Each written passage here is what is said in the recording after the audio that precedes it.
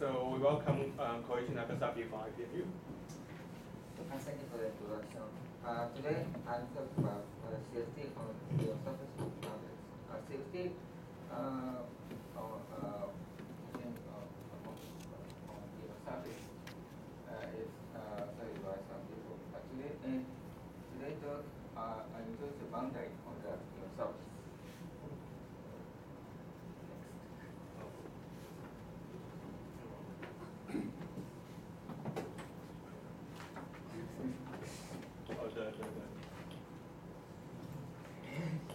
Okay, first let us explain our setup. Observation is obtained from the reaction from by ten-dimensional action as follows. The reacting theory consists of four-dimensional space. It consists of two-dimensional flat space times Riemann surface. After the reaction, we denote the square piece as this.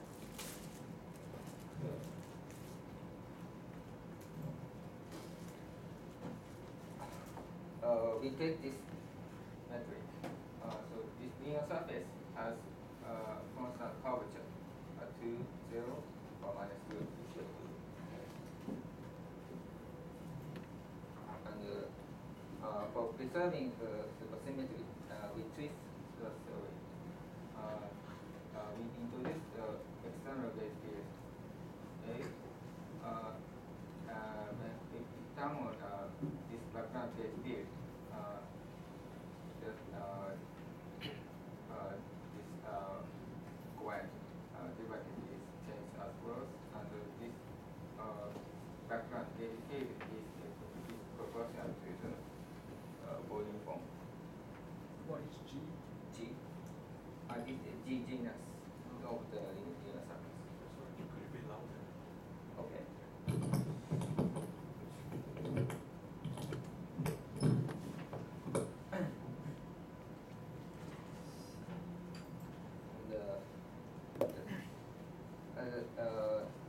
For our method, it's to obtain the central charge is proposed by Branes and Hooft. They use the method called C-extremization. In UV region, the Hooft anomaly coefficient is calculated as follows. This Hooft anomaly coefficient invariant under the Arctic flow. So this coefficient is related to the central charge of the IR region as follows.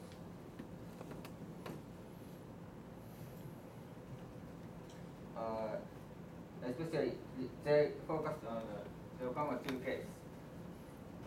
In this case,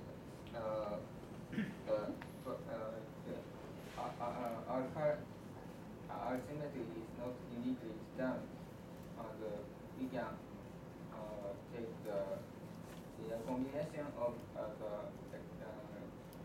our current and some of the Weber symmetries, and we define a trial current as follows. From this R current, we can construct the trial temperature as follows.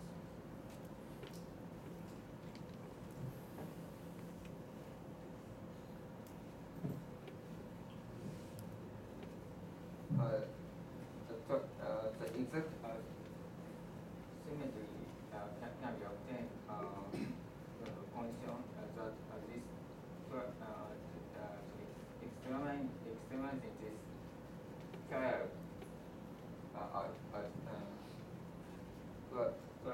charge, and this is the result. And A1 and A2 and A3 parameters of twist. So why the quadratic coupling has to be factorized? TITJ.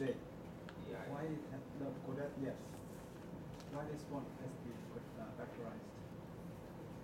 I introduce a general matrix coupling. Why is it Ti and Tj, not Tij?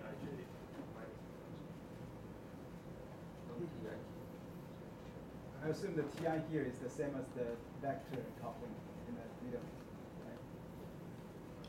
right? This Ti is the same as that Ti, right? Are they the same coupling? Really? They use the same notation. Oh, it's okay.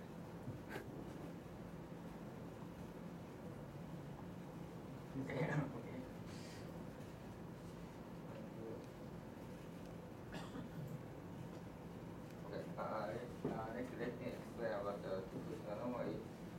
And there's you are European symmetry. We have constant current J and distance TP meaning. And then introduce external vector field A. There is an anomaly. This is gauge and gravitational anomaly.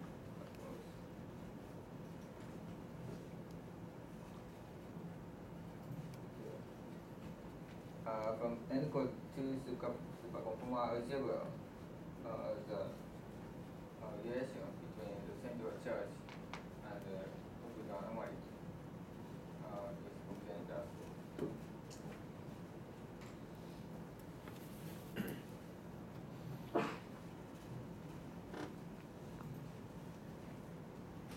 a new point of my current research is introducing the boundary on the Riemann surface. This introduction reflects supersymmetry.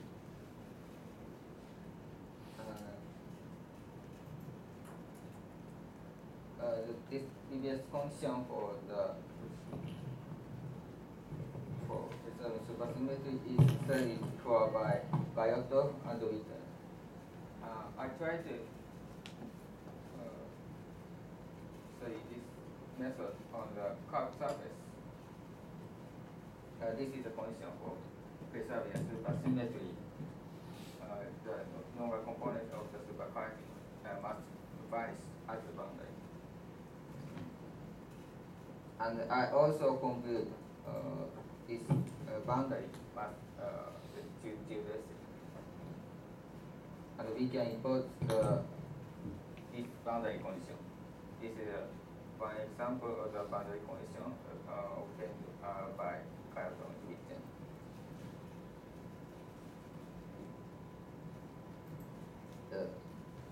Let me show you some examples. The first example is the parameter case. The parameters of the supersymmetry is satisfy these relations. When introduce the boundary, this supersymmetry is broken to 0,1. The Fermion field satisfies this relation. And for preserving supersymmetry, this relation must be satisfied. The second example is for conformal case. An interesting case is that this conformal supersymmetry is broken to come to after the boundary. In this case, our symmetry is uniquely returned. And so we don't have to use C-extremization. And this the exact center charge is obtained from Hooft anomaly or same as follows.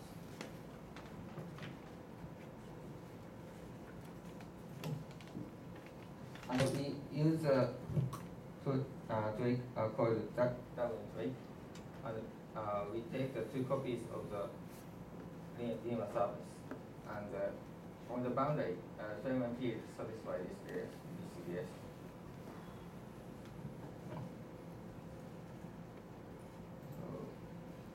And calculate the central charge and this the result is of course this is by using the Euler number defined as force. B is the number of the boundary.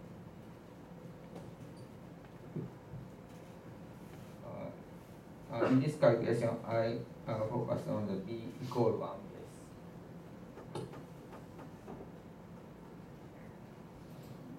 case. Let me summarize my talk. Introduce the boundaries on the Riemann surface and study how many symmetries can survive under its boundary condition, and especially n equal 2, 2 case.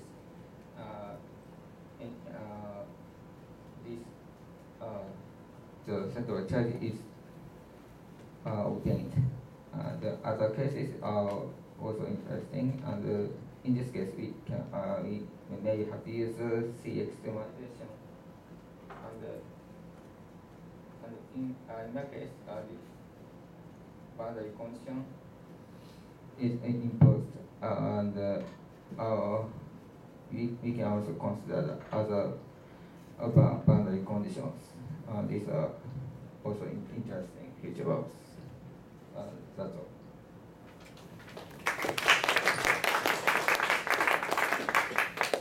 Any question for Koichi? I think I missed the basic setup. The theory CFTs are describing, there's some UV description in terms of some Lagrangian with some being engaged to matter. That's what the theory is. Sorry, what is the UV theory? UV theory.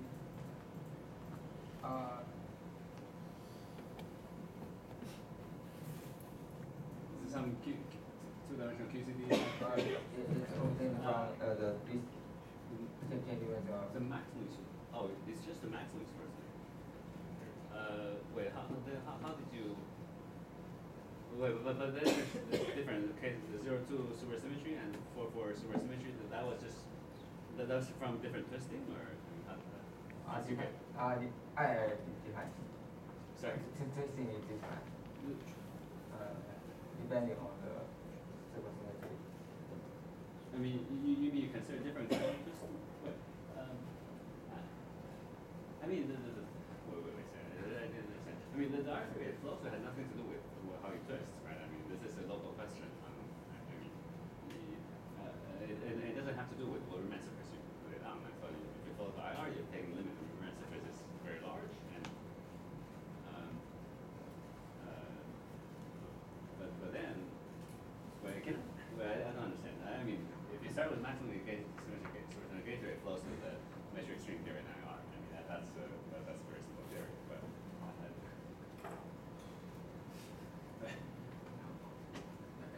Maybe just compactifying on the Riemann surface and looking at the theory.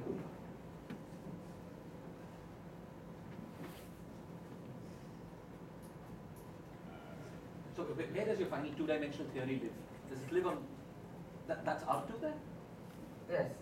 And the final theory lives on R2? Yes. So compactifying on that funny surface that gives you some effective theory.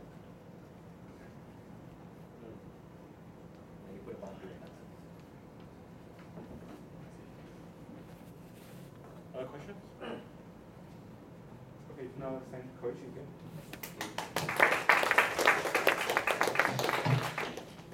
So next we have a Xin Yi Chen Lin.